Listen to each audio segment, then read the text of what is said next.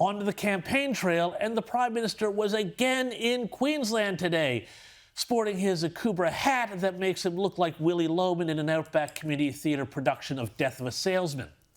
And gosh, again, it seems like Anthony Albanese is even snippier with reporters than even, say, U.S. President Joe Biden. Have a look at what happened in Rockhampton earlier today. It's time for you to concede that your pledge to reduce electricity prices by $275 by this year, for whatever reasons, that's not going to happen. Is that fair? Well, one of the things that we did, of course, was have a $300 energy bill relief. The Queensland government under Stephen Miles had $1,000 additional to that. That was opposed by the coalition. That's not my question, in fairness. That was the coalition. The $275 I know that, but you get to do the questions, I get to do the answers. That's the way it works.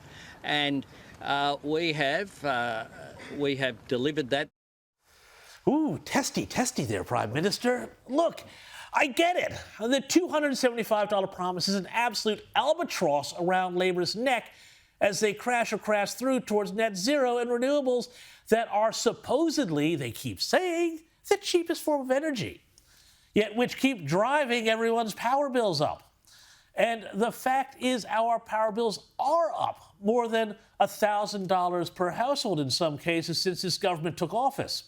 And let's not even get started on the crippling effect on businesses that are trying to keep the lights on and the machines going and everything else. So this $275 question, well, guess what? It's going to keep coming up over and over again this campaign. And yet, despite this fact, Anthony Albanese doesn't have a good answer to the question. Let's talk about power prices. You just brought it up there. 3 years ago, during the last election, you did promise to lower those power prices by $275 by 2025. Is that going to happen?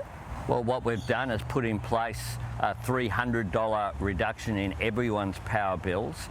That's had a real impact for people in reducing power bills here in Queensland. That was added to by $1,000 by the former Queensland government as well.